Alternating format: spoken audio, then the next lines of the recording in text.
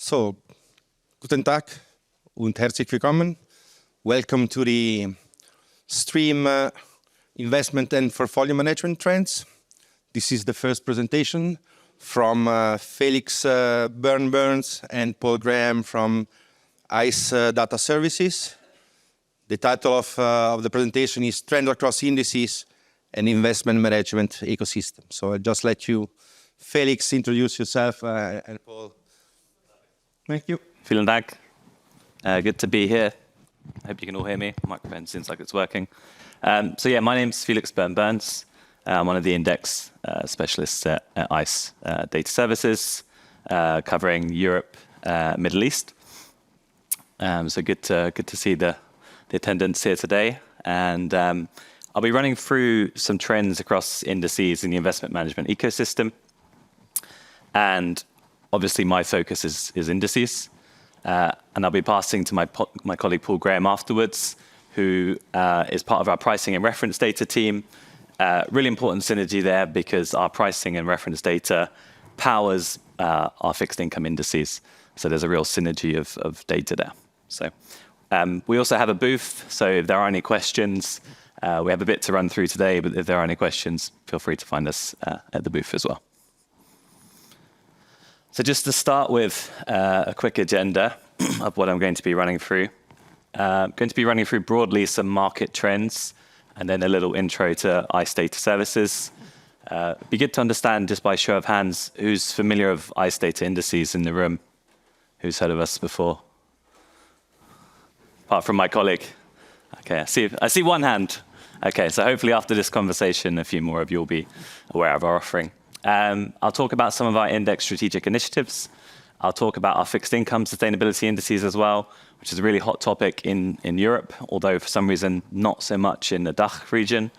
Equity indices, custom indices, which is a real trend, and I think you're going to see more and more customs being talked about in the investment management space in general. Then I'll look at some data sets and use cases, tiny bit on the rule review, and then I'll pass over to the really interesting stuff from my colleague Paul. So just an introduction to some of the market trends, and then I'll move into ICE indices. So what we're seeing here is four pillars, and some of you might be aware of these. Obviously, some of them are quite obvious. First one is the wealth shift. We're seeing an increasing number or increasing demand for clients to have more differentiated ways of using their money and having differentiated services.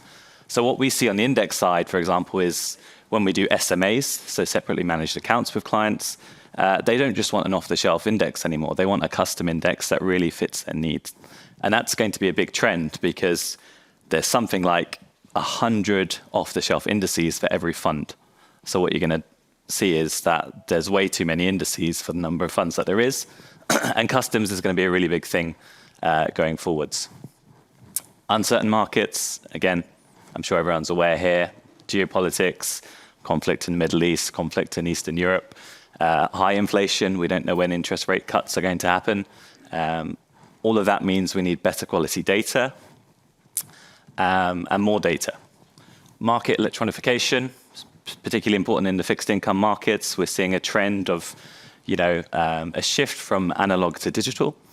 And that's something that's been particularly hard in the fixed income markets historically because it's always been an analog market. But we're seeing ETFs drive pricing discovery, drive liquidity in those fixed income markets as well.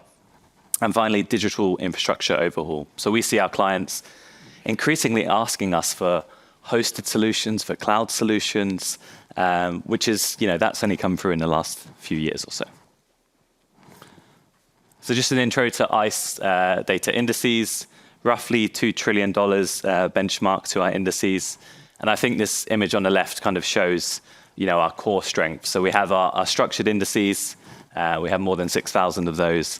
We then have the ability to customize indices. So you can take any of our off-the-shelf indices and perform customizations. I'll talk a bit more about that later. But essentially, you can do caps, filters, exclusions. Really powerful tool. We're also a calculation agent, so we calculate indices on behalf of other clients. And we also have a range of index and portfolio analytics, and some of that comes from Paul Graham's team as well. So coverage across all the major asset classes. I'd say our bread and butter is really the fixed income and the equity indices. So our fixed income index offering came from the Bank of America Merrill Lynch acquisition in 2017. So we have over 6,000 fixed income indices. So we have broad investment grade, high yield, emerging market, pretty much everything you can imagine in the debt space. Those indices comprise over $100 trillion in debt. It's a lot of money. We span the global bond markets, multiple currencies, and one of the real selling points of ICE is our historical data. So some of our indices go back at constituent level to 1973. It's a lot of data. In the equity space, over 1,000 proprietary indices. And again, the trend we're seeing here is some of the major incumbents in the equity space are very, very expensive. So ICE has been around in the equity space through the New York Stock Exchange, which we own. But only recently have we launched our own equity indices to kind of compete with some of the major providers in the space. We also have commodities and futures, we have currencies, and we have some very US-focused kind of mortgage rate lock indices as well. So some of the strategic initiatives that we're seeing in the market, but also at ICE as well, is more automation. So I mentioned earlier about like hosted solutions. API delivery is something we see our clients asking for a lot as well. But we're also looking at increasing our data science team, which means we can index prototype more quickly, have better data, be able to do research more quickly as well. Global equity offering, as I mentioned, we're building that out now as well. So watch this space. Custom index tool I touched upon, really important because clients can customize indices, and there's two ways that they can do that, and I'll talk about that later on. Thought leadership. We often see our clients coming to us and saying, we don't just want indices, we don't just want data, we want you to tell us the trends that you're seeing in the market.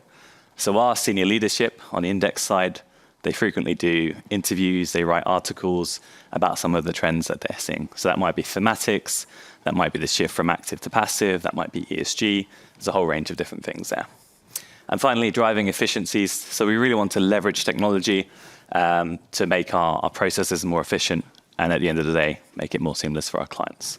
So a lot of trends there that all kind of tie in together. I'll talk about the sustainability indices.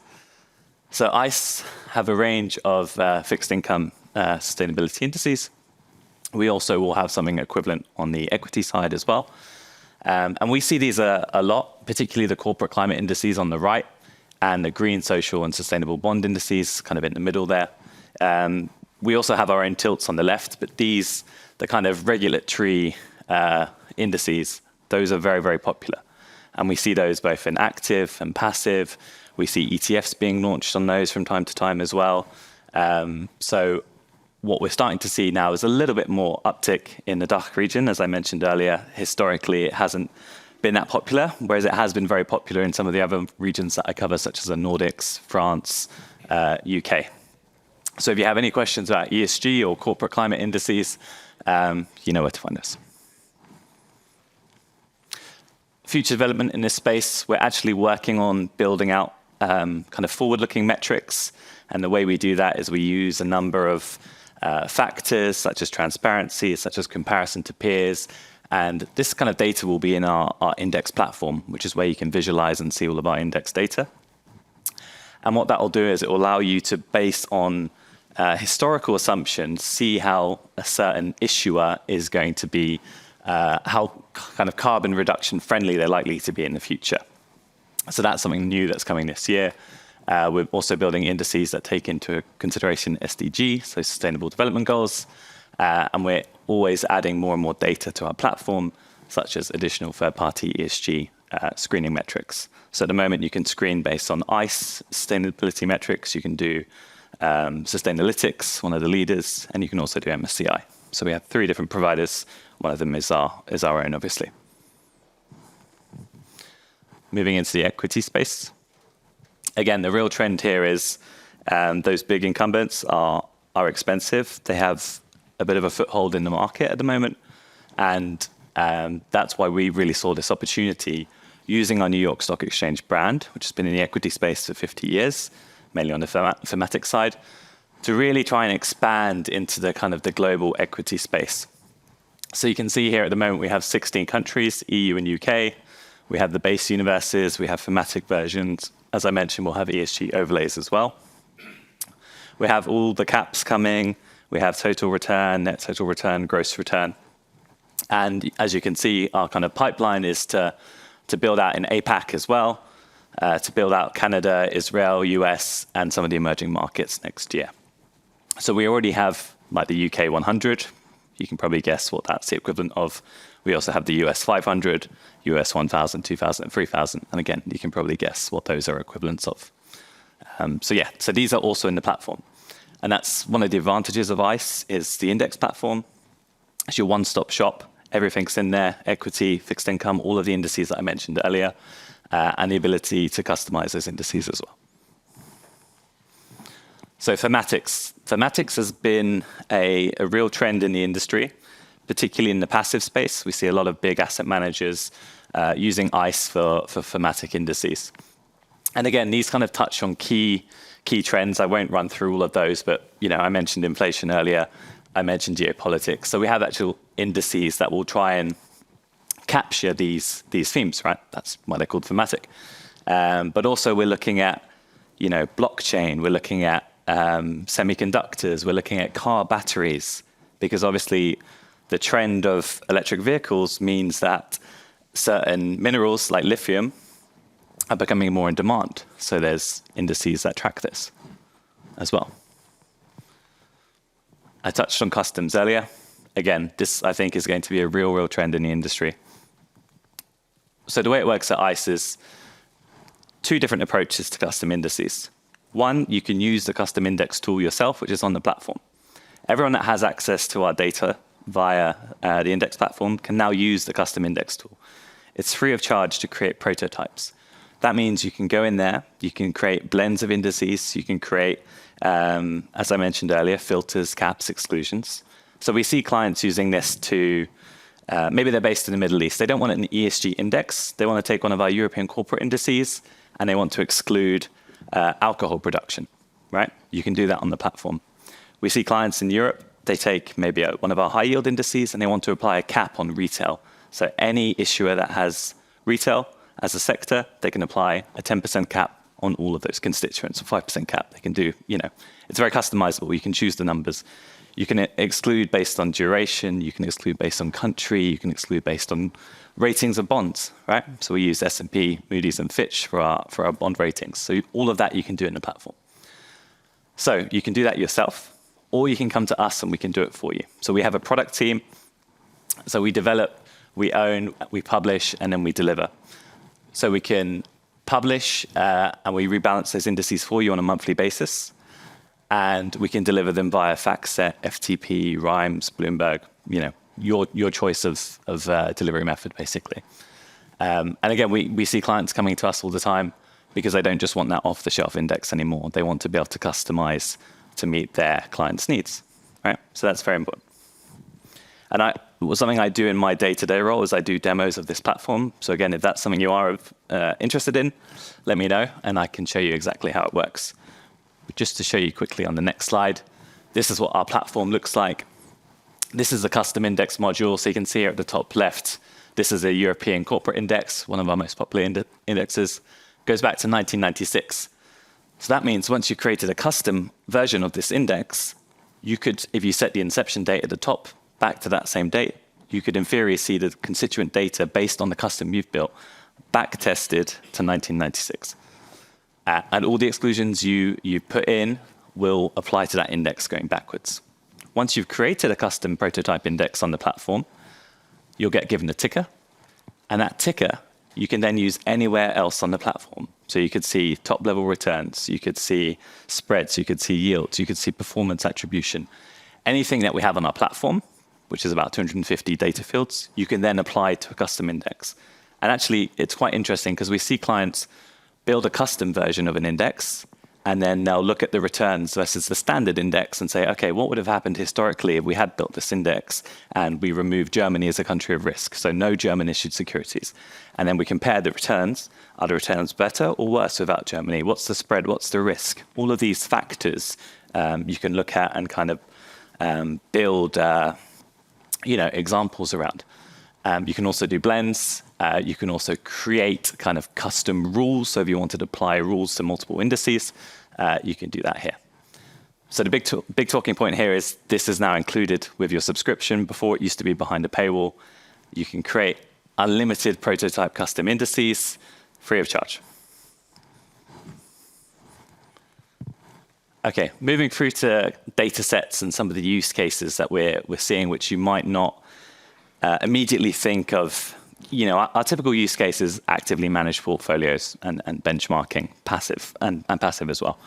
But we also work with clients in a number of other ways, which might interest you.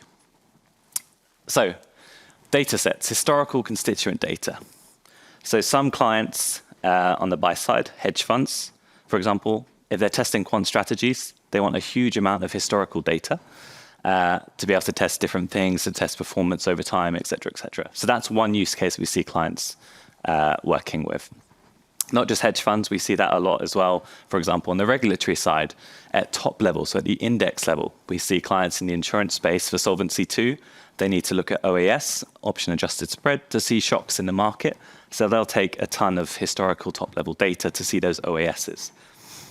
Same for treasury departments, for capital allocation, they'll take top level data. I mentioned we're seeing more diverse delivery methods already, including demand for delivery to the cloud and hosted solutions. And that's a trend we think will continue as well. We also have bulk data feeds, so some clients want to take kind of all of our index data, do some portfolio optimization, stuff like that. We can do that. We work a lot with the sell side, not just on the buy side. We do stuff with ETF trading, Delta One,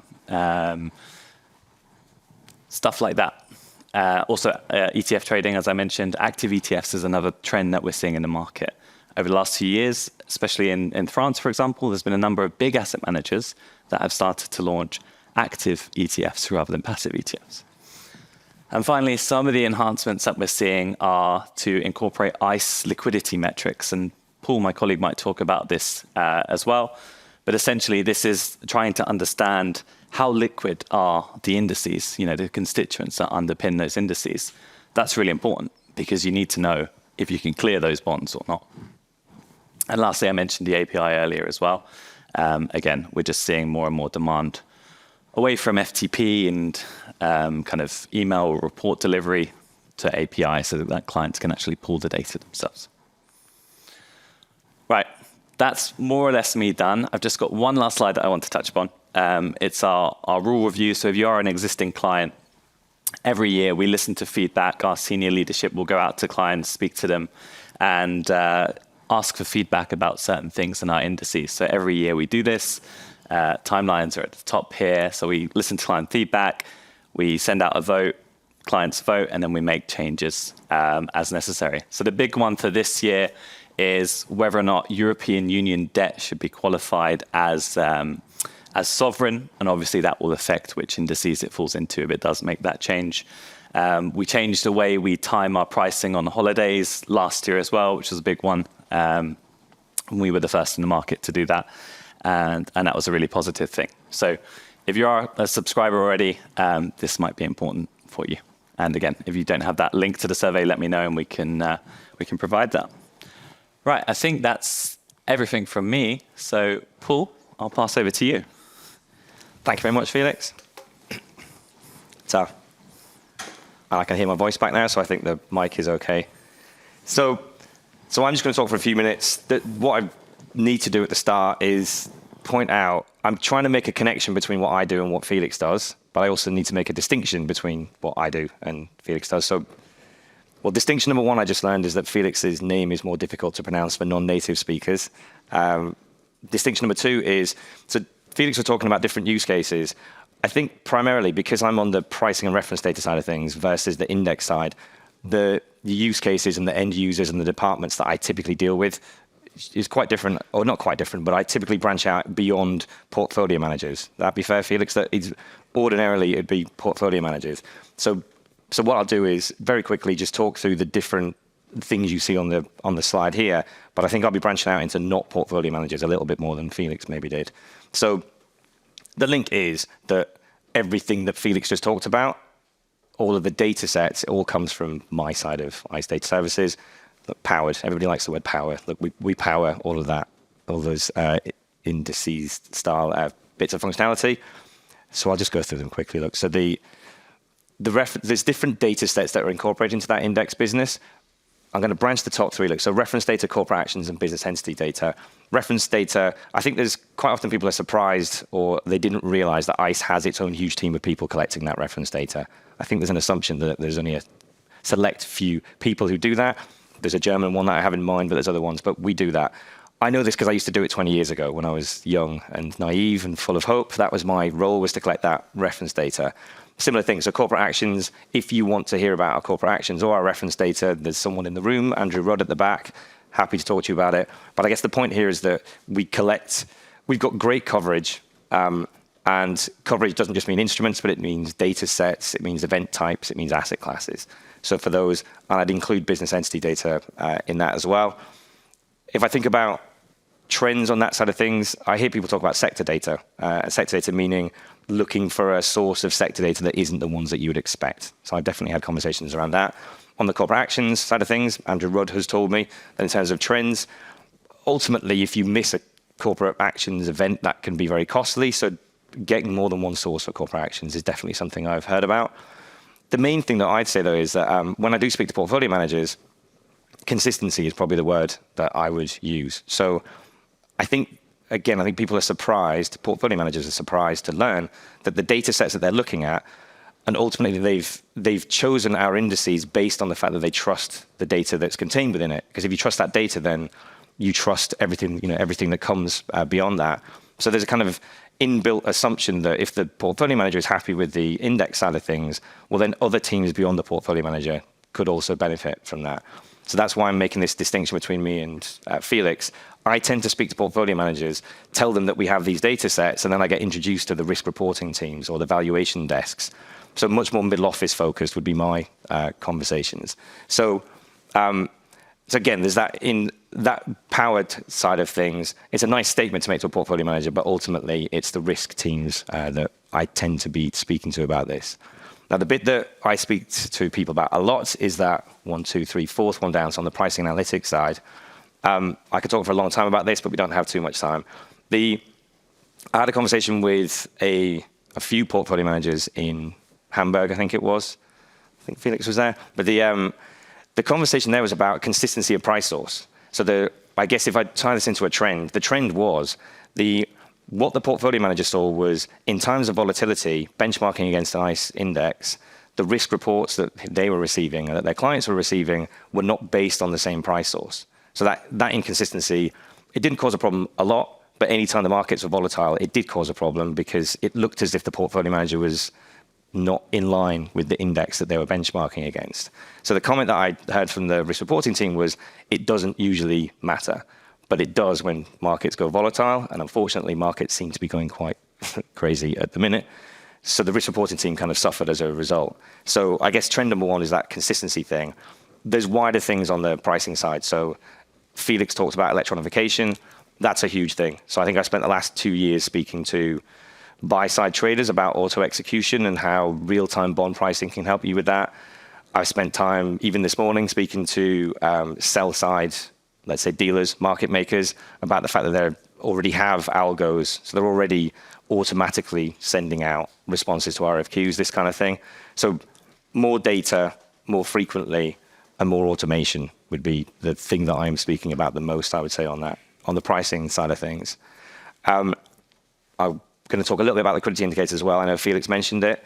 The trend here is, the word liquidity, everyone thinks of different things. For us, our liquidity metrics were initially designed with risk teams in mind. So it was the idea that you need to look at your fund portfolio and classify how liquid it is. What's the time to liquidation? What's the cost of liquidation? and it is used for that in a regulatory reporting manner, it seems to have broadened out. I think people now see the benefit of looking at that concept of time to liquidation and cost of liquidation for different reasons. So, for example, a buy-side trader is looking at it because they want to understand, I've just had an order placed by a portfolio manager. What does that mean in terms of time to execution? Is it going to cost me extra if I do this quickly? Now, the kind of ripple effect into portfolio management is they are now looking at that in the same way. So they're saying, well, I'm considering introducing some new instruments into my fund. What's the implication in terms of cost or time to liquidation? So that's the bit that Felix was talking about there. One quick thing I heard a portfolio manager say there actually was a simple score is good enough. If I want a 1 second assessment, just a score out of 10, how liquid is this instrument, is fine. If I want more than a 1 second, 5 second or 10 second assessment here, I need to start looking at things like the days to liquidate and the market price impact and this kind of thing. I guess point there being that a score is okay, but maybe you want to go into more kind of position level metrics as well. And then lastly, I'll bunch the last two up. So similar things. So look, so regulatory data, ultimately, if we have everything else here, like things like Solvency II, it's just a case of compiling different data sets and then using it to classify your holdings in a certain way. So we have that. Solvency II is a very complicated thing. Much more simple would be sanctions data. That's obviously a trend. Everybody's asking for that. Again, what I heard, I think this was speaking to a bank. This was a dealer who was talking about it, and we asked them about whether they needed sanctions data, and they said they had something like, they didn't say about sources, but they just said there's 5 different parts of the business that take in sanctions data because it's so important that we need it in every single point of the life cycle of a trade. So they, despite the fact that I think they already had 4, they still were considering speaking to us about sanctions data. So clearly that's more and more important. And then lastly, I don't think I'll talk about this too much because Felix did, but clearly sustainable finance is a general trend. Although Felix tells me that in this region, it's a slightly different trend compared to other regions. We have some of my state services on a panel later. I think it's 3:15. So Becky Palmer will be on that panel, and she'll be at our stand as well. So if anybody wants to come and speak to us about ESG, we have representation. We have the same thing for the pricing analytics and liquidity indicators. That would be me. And at the top, we've got Andrew Rudd here as well. So if you need to speak to anyone, we'll be at the desk. And for now, I think we have some time for questions if needed. 3 minutes. Yeah? Any questions for me or Felix? I'm going to ask Felix a question which he doesn't know I'm going to ask him. Just data delivery, because you touched on it. Yeah. I always forget to talk about data delivery when I'm talking. What's your typical data delivery for? What's the weighting? Yeah, so clients have the ability to take data from our platform directly. So you can download data, but you can also set up reports. So some clients just want a daily report of overnight pricing, for example. That's kind of 50% popular. And then the other one is the big vendors. So as I mentioned, FactSet, Rhymes, Bloomberg. If they're already using one of these providers, the great thing about ICE is we can just feed our indices into those providers already. So they're getting their kind of standard feed, but they're also getting our indices as well. I'm going to ask one more. Okay. But this is just me. These are questions that I normally ask Felix when I'm in work. On the bulk side of things. Yeah. So I know that's another trend I guess I didn't mention on this side of things. So the times when me and Felix work closely together is when clients ask us for a huge amount of data, historical data sets, and then you have this issue on our side, which is where's the best place to go for that. So I mean, I've got my tools with this stuff on, but actually your side is, I know this, your side is really good at extracting historical data. I don't know, that's a trend, no? People asking for that more and more? Yeah, absolutely. So I touched upon that. So yeah, we have, again, we're indices, but we have a lot of PRD data, pricing and reference data. As I mentioned, I think we have 150 different data fields. That being said, if a client really wants fixed income data, then I need to work with Pool. And we've had that a few times where clients said, well, we need the indices, but we also need a ton of pricing and reference data to underpin maybe our model, for example. We had a client in Nordics who was doing this. So that's when you and I kind of work together, as you know. So yeah, it really is a synergy. Any questions from the room before Paul asks me another one? Yeah, I think I'm out, guys. Time's your flight later, Felix. We'll be at the booth. If not, feel free to come by and ask any questions. If you want to see the custom index tool in action, that's something I can show you. But yeah, thank you very much, I think. There it is.